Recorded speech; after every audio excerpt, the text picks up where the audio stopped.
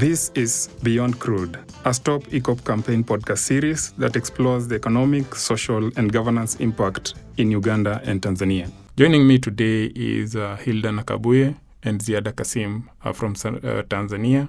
Hilda, karibu sana. Hi everyone, my name is Hilda Flavia Nakabuye. I'm a climate and environmental rights activist with Fridays for Future Uganda, and I'm based in Uganda. I am the founder to Uganda's Fridays for Future movement, which is part of the bigger Fridays for Future movement fighting for climate justice. And Fridays for Future Uganda is part of a hopeful new change of young activists that are inspiring millions of people to take action on the climate crisis. And we are a girl student-led movement in Uganda, and our organization is behind many sustainable climate actions that promote climate justice and a safer planet for everyone else. Thank you for that amazing work, Hilda. And just getting started into this, we have the EACOP project starting from Lake Albert all the way to Tanga port in Tanzania. It impacts different people and different communities and stakeholders differently. But in particular, I would love to hear personal stories that have been impacted by, since this EACOP project started. Do you have any particular stories in mind that essentially capture the struggle to try and get a better, life and, essentially environment for the people in Uganda? Yes, since the EACOP started, it has been, I think, a curse for many people because what they thought is not what is happening. When it had just started, people thought they would get money and, economic growth, but it's not the reality on the ground because many people have been displaced. In Uganda, over 200 villages have been displaced, which is really huge. People are losing their farmlands, they're losing their livelihoods, they're losing their culture, tradition, and of course it comes with different other effects such as affecting the education system of students, of girl children, of boy children. It's affecting their sources of income. It's also contributing to the rise in teenage pregnancies because now girls are dropping out of school since their parents cannot afford anymore and they have to move to other places. So they end up getting pregnant, and some families cannot afford anymore to support themselves, so they end up selling their children, or girl children in that case, to people for cheap labor, for dowry, for marriage. So this causes the early marriages as well. And of course, where I come from is Masaka district, and part of this district is also where the pipeline is passing. Many people have been displaced. They are now looking for land elsewhere.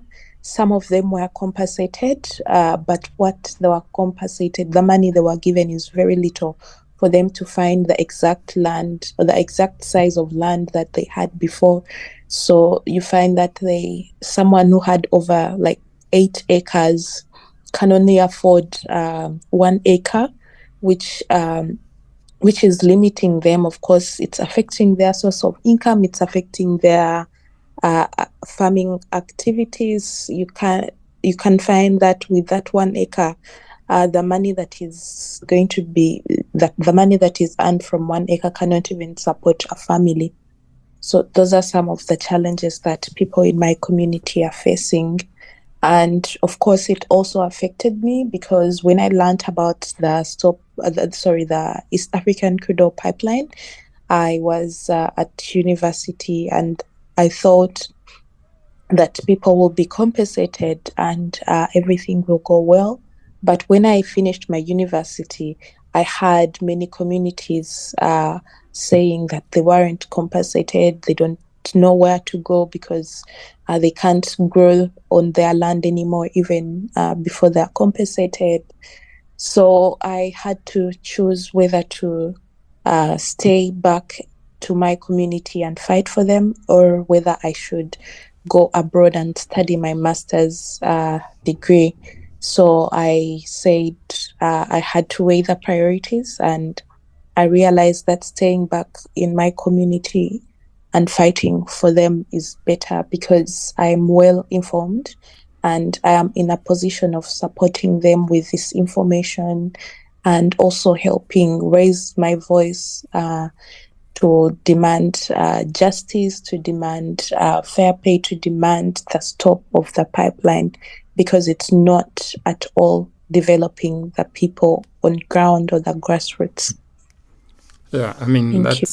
that's a tough one, Hilda. But then when you think about it, when this started, you were a student. Two things.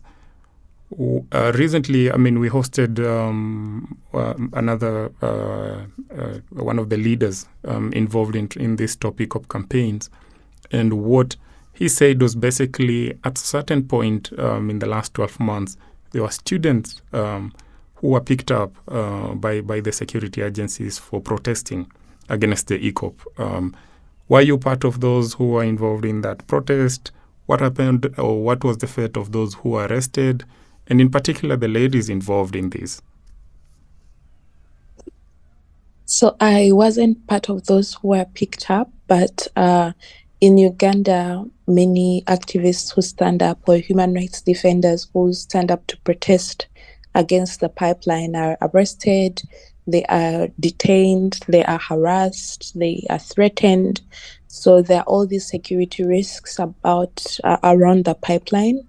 And what happens is that when they arrest you, they take you to a prison cell, they torture you, they beat you up, they ask you questions, and the people outside have to make sure that they ask for bail so that you don't face a lot of torture.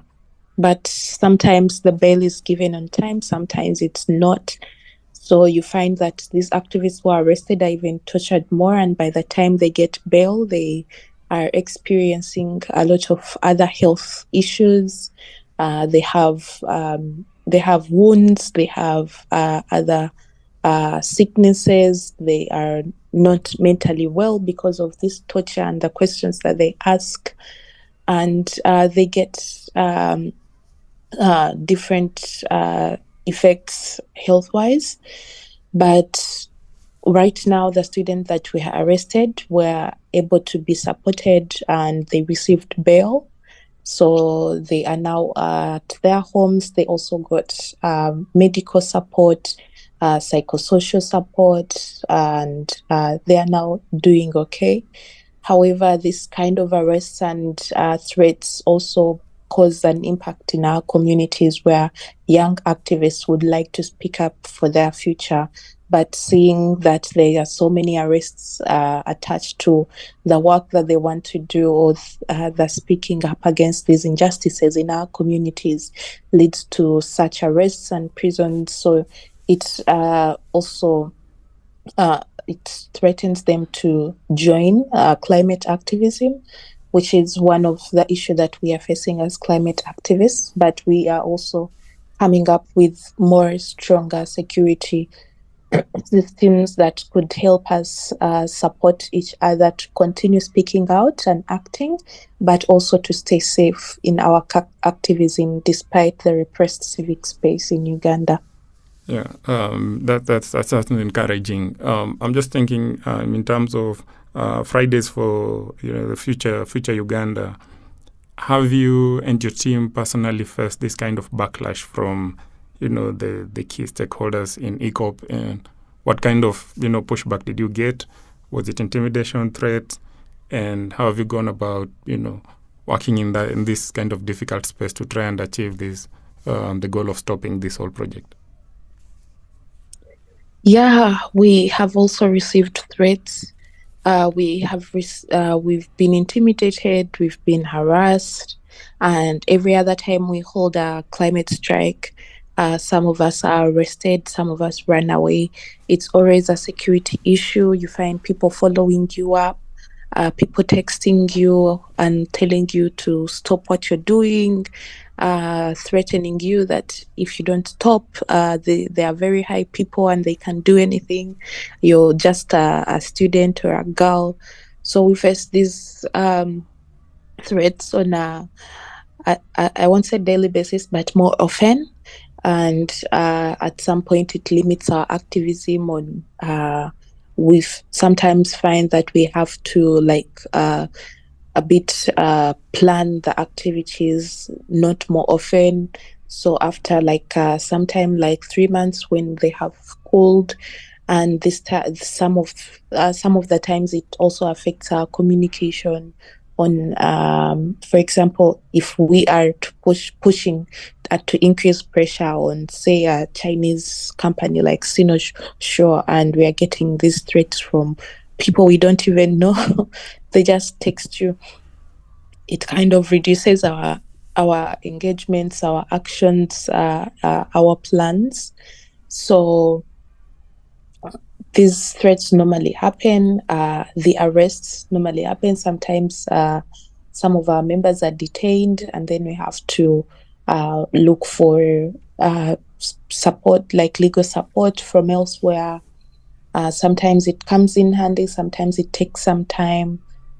But yeah, we hope that with time we'll be able to to to create a safe space for activists in Uganda to be able to speak up against the EACOP.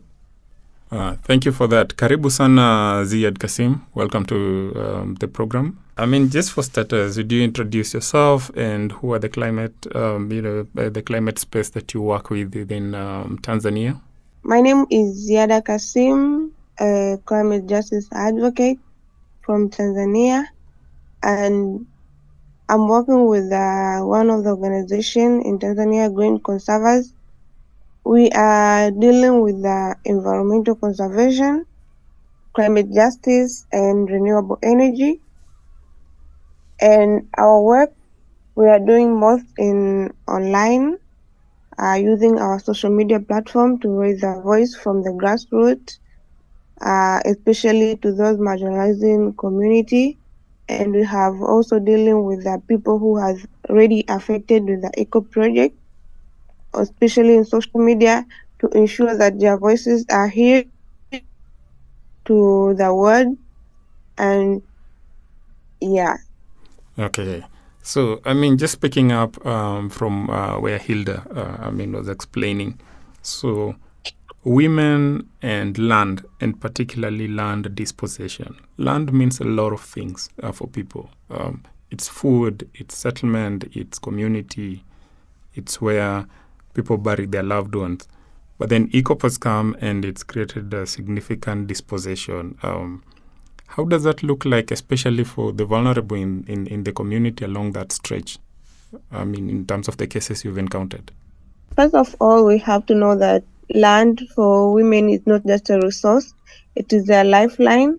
So this project has leading to the displacement of community, and including women who are often have the limited right to the land ownership. And also women, we know women are the marginalized community on this process, and it has given them the risk to lose their homes, their livelihood. And the construction of the EACOP in Tanzania has resulted in the displacement of entire community. And unfortunately, women in Tanzania face the considerable harder when it comes to the land ownership. So in many cases, they have limited access to the land title and formal ownership. And also we have informal arrangement of ensuring that women have the right to own the land. As a result, the women have been in risk of losing their own things, losing their farming place, some of them are using this land for traditional uses. Yeah, and I mean that's tough because a lot of these, women in these farming communities along the stretch, if they do not have the title to the land, and then so that means this compensation mechanism does not account for them. So, in terms of the women you've already seen, once EACOP takes up their land, how do they cope? Where do they go? And how do they begin to rebuild their lives? Some of them has been leaving their home to their relative. This has led to the big burden to some of the relatives, because when you leave someone to their place, it needs them to go to the place where they didn't even have to go, and it needs the people who have no longer the capacity to hold them. They needed to hold their relative. As we know, we have a level of income in Tanzania, income people generating. So some of the family have been hold the black burden of care family who have no other place to go. And also some of them has been engaging in work which are not formal work, including we have selling their properties, so which is not good.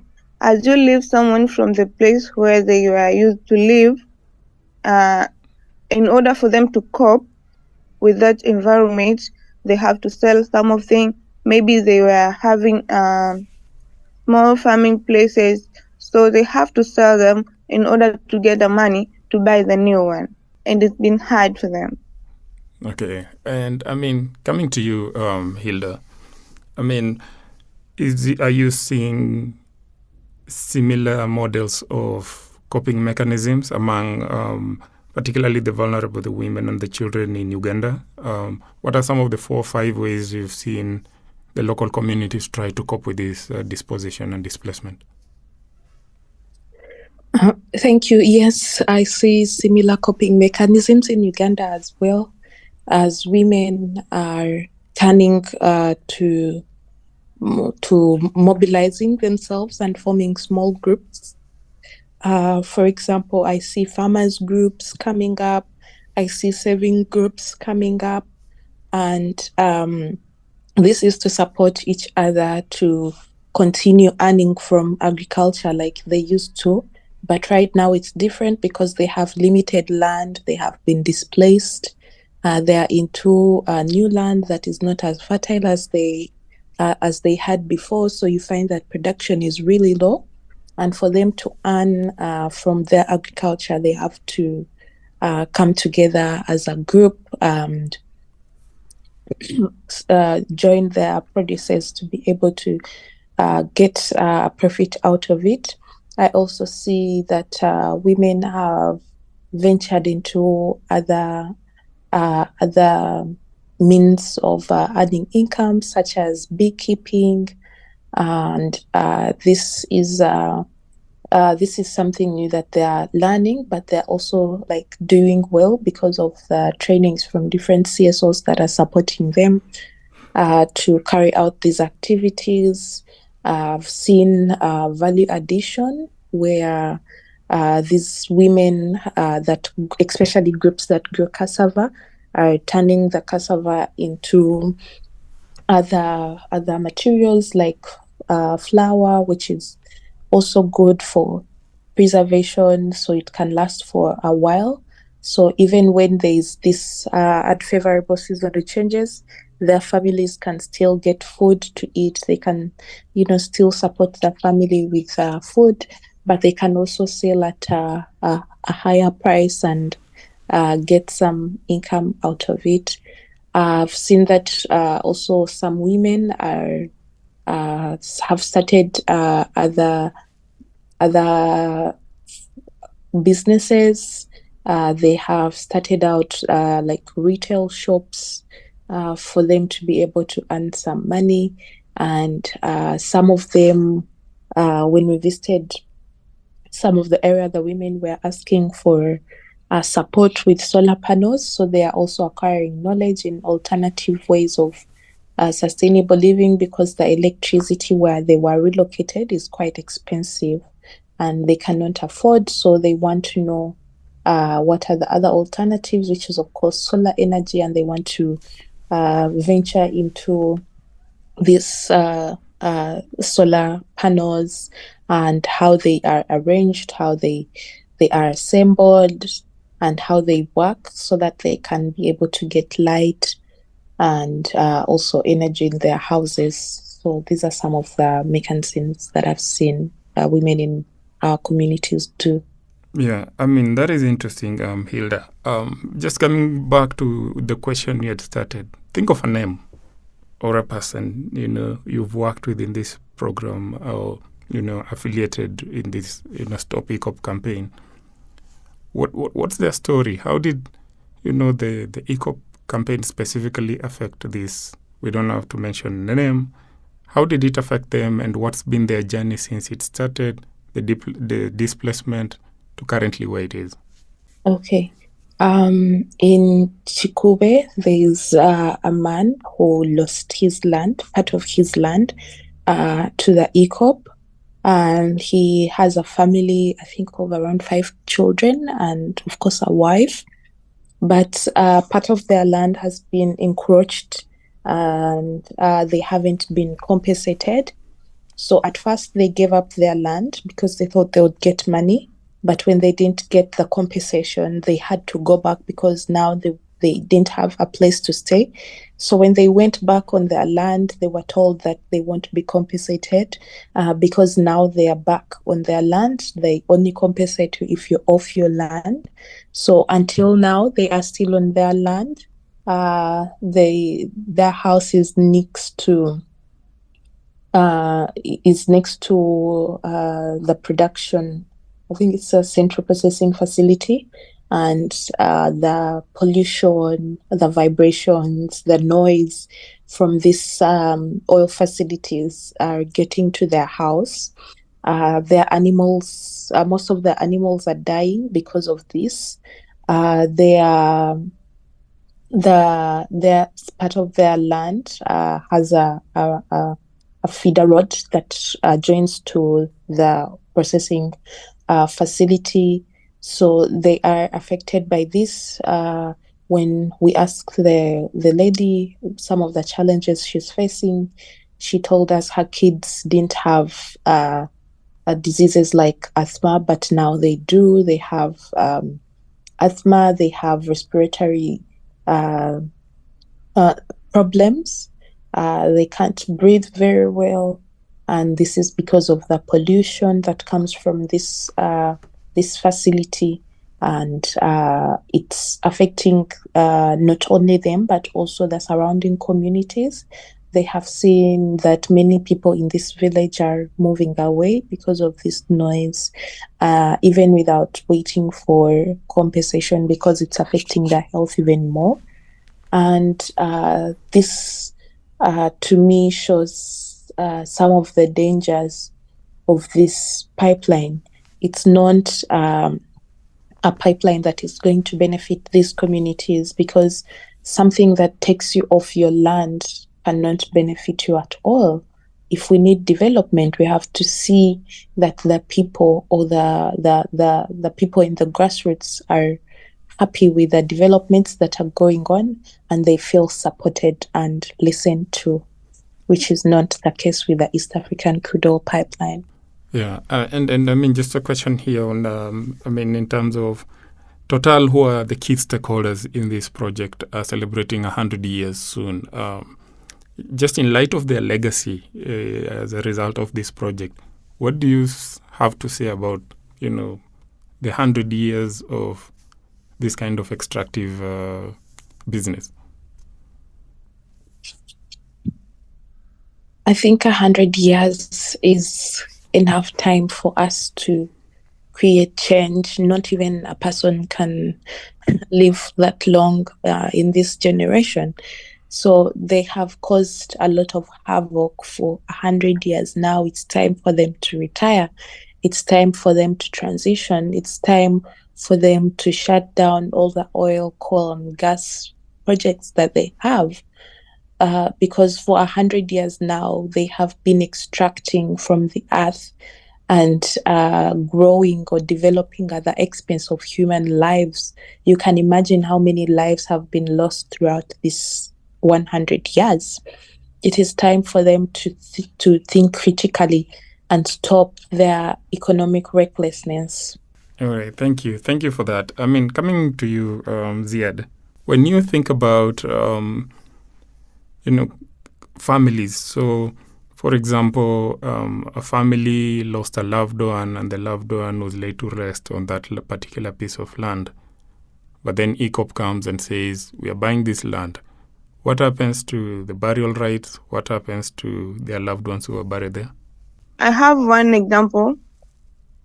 There's this woman in Tanga region. EACOP in Tanga and at EACOP in Tanzania and in Tanga region. This woman is a widow. The husband had left a land to her, and this land has been targeted for the pipeline project. So due to this custom that limits her to access or to own the land. And instead of that, we have that culture in Tanzania that say land owned to the male children. So when this project had come, this woman has found difficult to fight for her right because his husband's first children, he's not her son. He's from another wife. We know in Tanga region, most of people in coastal area have that tradition of marrying more than one wife. So this man or this son, he fighted to get the compensation for himself. So this woman has failed to get her right because of this tradition of only male children can own the land.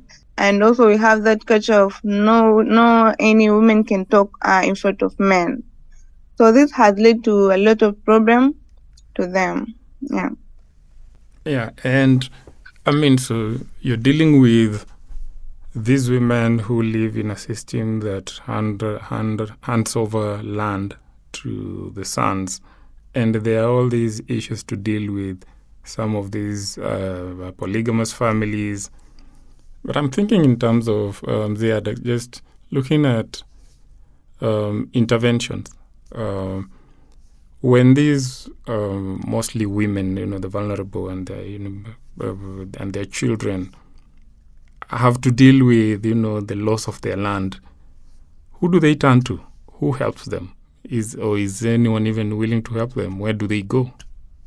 Most of them have tried to fight for their rights, have tried to speak, but when they speak, their voices are not captured well because the voice of men is too important than the voice of women.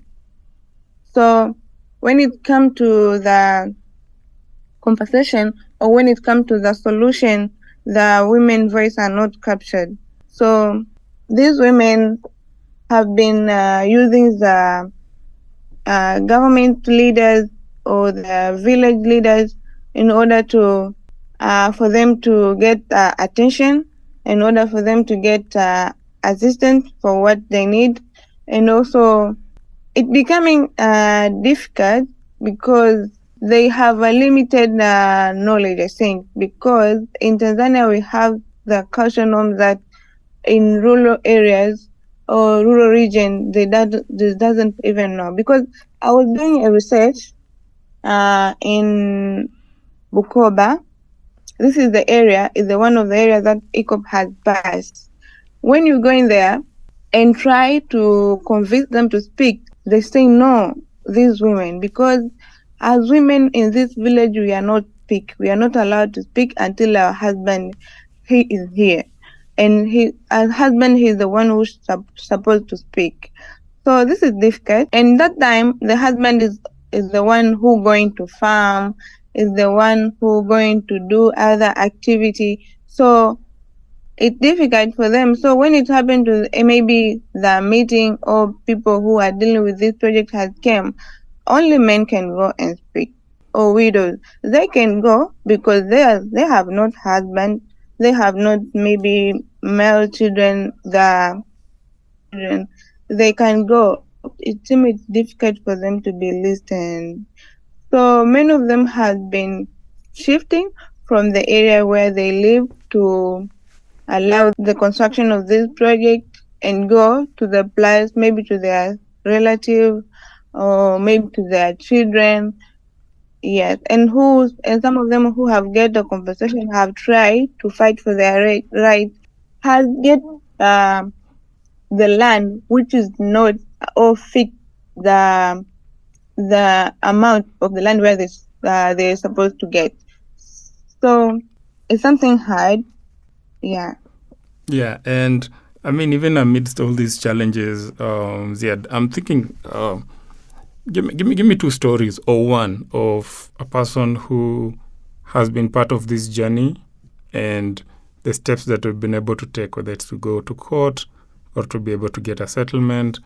What are some of those stories of resilience and effort and people who refuse to give up even in the face of these kind of challenges? Do you have one or two you know that come to mind?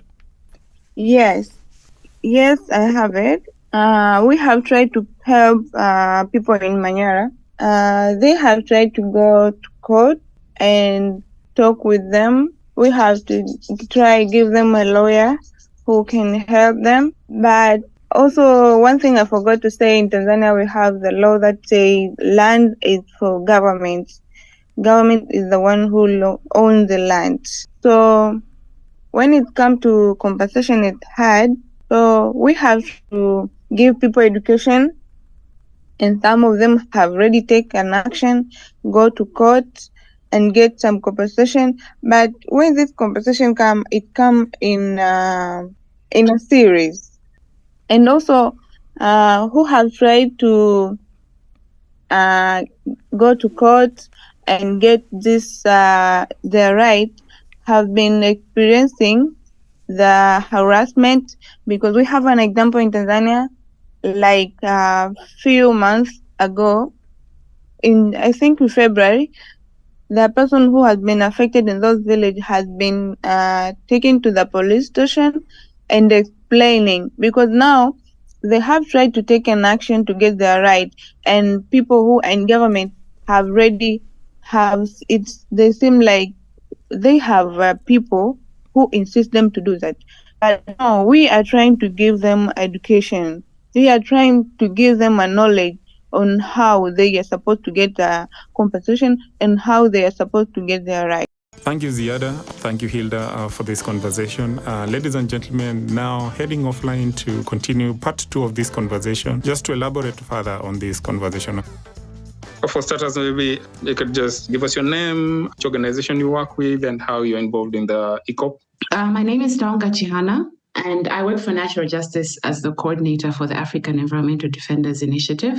And within the initiative, we have the African Environmental Defenders Emergency Fund. And the Emergency Fund was set up and established sometime in 2019 going into 2020. It was set up to support environmental human rights defenders, so environmental and land defenders who find themselves in emergency situations, so life-threatening situations due to the nature of their work, so the work they're doing within the environmental space. And the Emergency Fund really provides financial assistance towards relocation, medical assistance if they're injured during the course of their work, security infrastructure, psychosocial support, and short-term legal support. And the Emergency Fund, with regards to EACOP, has actually come in to provide financial support, particularly to the climate activists that have been participating in protests against EACOP. I'm sure you're aware that I think over the course of 2023, we've had over 30 arrests of climate activists in Uganda, particularly, that were arrested at different points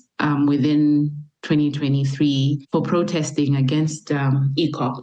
So the Emergency Fund and other partners were able to provide financial assistance towards payment of their bail, legal representation, welfare, and medical support, because we did have some climate activists that were assaulted while in custody. So the emergency fund was also able to come in and provide that assistance towards those climate activists. Thanks, Darius. Yeah, it's interesting. I would love to hear, in a sense, these numbers. You're looking at some of the people arrested at Lake Albert. You're looking at some of the women's lives disrupted at the Tanga port and, along the entire stretch of this 1,400 and, about 50-kilometer pipeline. But then among those 30 and the various people you've dealt with, is there a particular story that stood out for you and essentially gives face to this challenge? I mean, we don't have to mention names, but one or two particular stories you'd narrate on how their lives have been impacted by this EACOP project. Yes, I think one particular case that has stood out for me is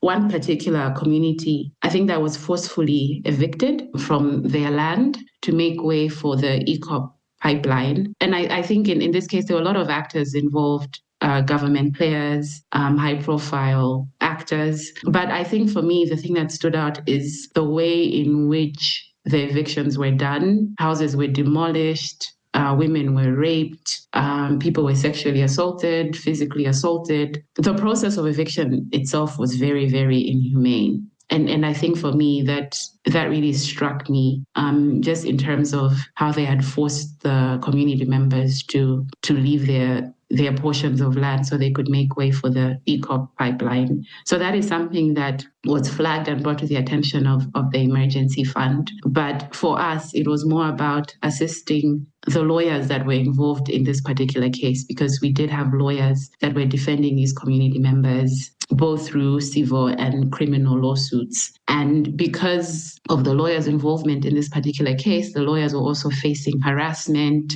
Some of their witnesses had been kidnapped. I know there was also an issue of court documents being burnt, and the lawyers had reached out to the emergency fund to request for financial assistance for relocation because they felt their lives were in danger. So I think this is one particular case for me that really stood out when we discuss EACOP. Yeah, what's interesting, of course, there's the threats of violence and, of course, the legal aspects that come up. One of the interesting facets of this reality is also the cultural norms, both cultural and economic. Cultural in terms of a lot of this land is more than just a physical space for a lot of these women. They bury their loved ones there. They plant food in this land. There's a certain sentimental attachment to this land, familiarity, and a sense of belonging. What happens to that when EACOP shows up and says, you know what, you have to leave? Yeah, it's interesting that you bring that up, because most of the cases we've actually received involving women have been mostly related to land tenure and land rights. So in this case, it's to do with women advocating for equal tenure rights, or women fighting for their ownership and control of land, and how that's tied to their livelihood, women opposing land evictions, like what I already touched on. So in these particular cases, and in countries, for example, like Tanzania, Zimbabwe, Kenya, the DRC, Uganda, women are arrested and harassed and intimidated for fighting for their right to land. And in most developed countries, the majority of the population depends on land, as you've already said, as a source of livelihood.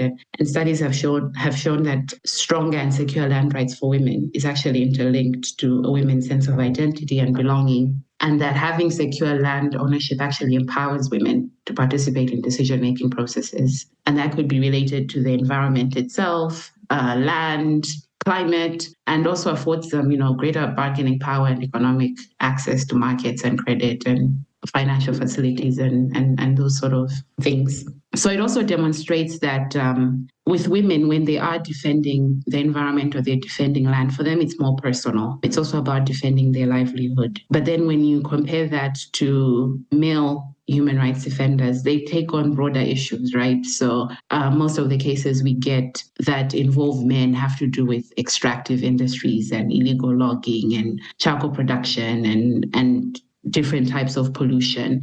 But then when you look at women, it's more personal. It's tied to their livelihood, and it's tied to their sense of identity and sense of belonging. So it is interesting when you compare the two and sort of understand the motivation behind why women get involved in environmental human rights. Yeah, and it's always interesting because when you look at sort of that gender divide, but then also how that divide plays into access to legal instruments and the ability to access those legal instruments. Yeah. So what's the case for your typical lady, who essentially shows up and says, I need assistance from the cases you've dealt with.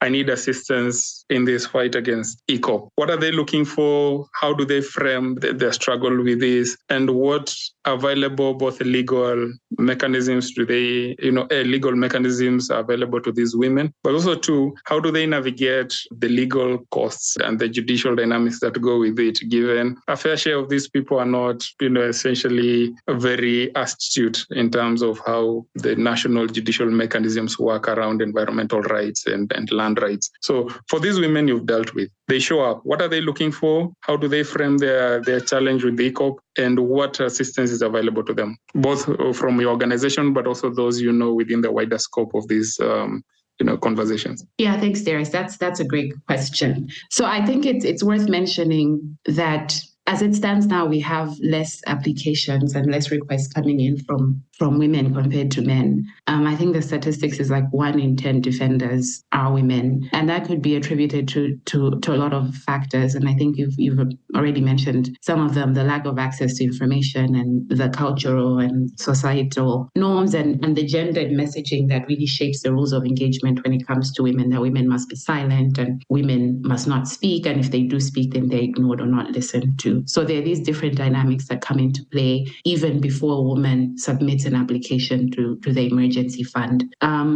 And normally when we do get applications through the emergency fund, they're normally done on the women's behalf, because at that particular time, either the women, are not in a position to access the internet or access our application forms, or they're in hiding, for example. So you do have organizations that then come in and fill that space and apply on their behalf. And in most cases, when we do get these applications, again, the attacks are varied. I've mentioned the sexual violence, and women deal with intimidation. They deal with surveillance. They're being monitored. Their movements are being monitored. Their families are being harassed. They're receiving death threats. So they're really varied forms of attacks that these women are subjected to. And in some cases, they do ask for legal support. So quite recently, we've actually had a case that has come in where, again, it's been mass land evictions, and some women were injured in the process, and they reached out to the emergency fund for assistance towards medical support. But even then we said, okay, medical support is not enough, because these conflicts and these clashes have been ongoing for years, and it really should not end at medical support. And we did, go back and say, okay, how can we assist beyond medical support? Because we feel that medical support is not enough, and considering that these conflicts and clashes are ongoing. So the discussion is still ongoing, but we're also looking at the possibility of litigation and how can we come in and support in terms of litigation. But even with litigation, and when you look at most of these cases and the different players and actors that are involved, the idea of litigation is complex and nuanced, right? And the reason is because there are already a lot of dynamics at play at the time these conflicts and clashes are happening. Sometimes, there are government actors involved, and sometimes litigation is not the best course of action. So then you have to consider, okay, do we do advocacy? Like, what other ways can we assist these communities? With litigation, sometimes it works, depending really on the way the legal framework in that particular country is set up, right? But in most of these countries, you're looking at shrinking civic space. You're looking at limited human rights. So sometimes the national judicial system does not actually work. There's limited access to justice. So then you start looking at regional legal mechanisms, and you have the African Court on Human and People's Rights, you have the East African Court of Justice, you have the SADC Tribunal. So sometimes when, these national legal systems and judicial processes don't work because of different factors, then there are other regional legal mechanisms that you could have recourse to at the regional level that would be able to assist. But on top of that, we also have the protection mechanisms, as I've mentioned, such as the emergency fund that we are running. We have the Urgent Action Fund that particularly caters to women. We have the Association for Women's Human Rights Development as well, that provides financial assistance to women that are in need, women, just broader women, human rights defenders, not necessarily women just in the environmental space.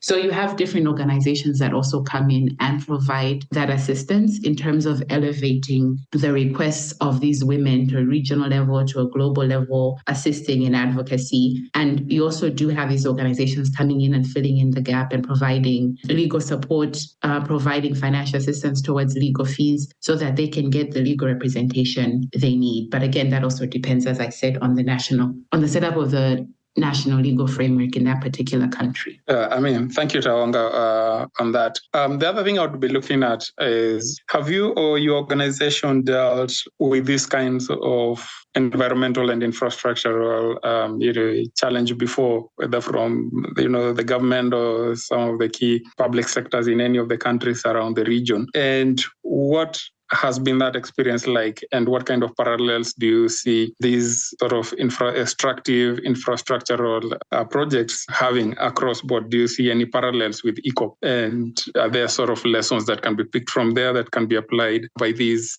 victims, essentially, who are trying essentially to stop this project? Thanks, Darius. Yes, I think Natural Justice as an organization has dealt a lot with those kind of issues, and some of these have ended through court processes, have been pursued through court processes. A few that come to mind are the Lamu coal case here in Kenya. Natural Justice and a few other partners were able to pursue that in a court of law and have that halted. So I think the government of Kenya was trying to set up a coal plant in Lamu, and Natural Justice and a few other organizations took the government to court and had that stopped. And then we have the Shell case as well in South Africa, where you had Shell trying to drill along the west coast in South Africa, and Natural Justice and a few other partners also took Shell to court and had that stopped. So there have been some positive outcomes, and there have been some positive cases where, communities have been mobilized and partners and organizations have mobilized to stop some of these developments from happening. So I think even with EACOP itself, I don't think it's a doom and gloom situation. And one thing I think that is pivotal and instrumental in these sort of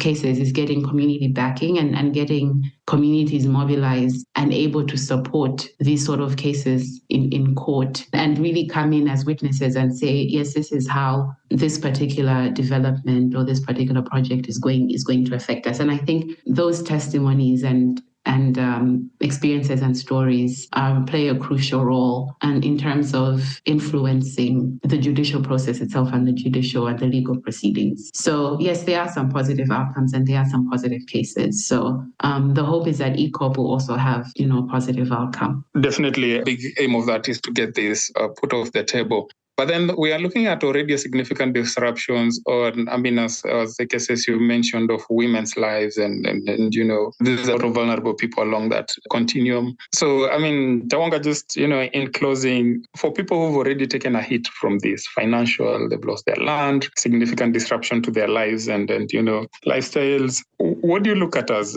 if EACOP stopped today, this project is off the table now, what is your sense of the kind of restorative realities that people need to put into their lives, especially for a lot of these women?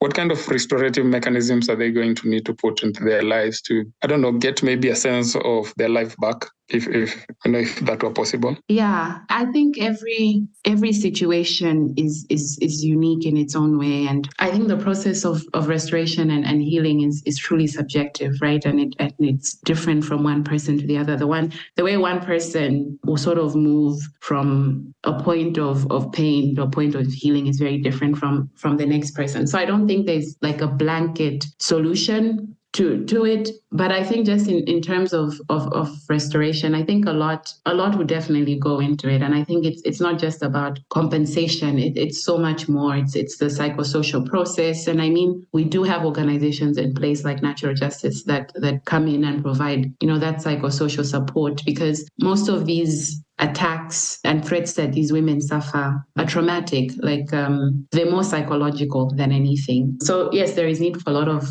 psychosocial support and also a lot of family support, because looking at some of these cases we've supported where women have had to relocate and leave their families behind and leave their children behind. There's so many things that are at play. And I think it's just important to get that community support, that family support, and the psychosocial support. And I don't think you can put an amount or price to the level of compensation or the level of restoration that would go into something like that. So unfortunately, Darius, I don't have a clear-cut answer in terms of what the journey towards restoration would look like. I think there would definitely be a lot of moving parts to get these women to a place where they feel that they're supported and they feel that now they're in a safe space and in a place of healing. So for that, Darius, unfortunately, I don't have a clear-cut answer. But yes, there would be different forms of support. There would definitely need to be different forms of support to get them to that point. Yeah, I mean, thank you for that.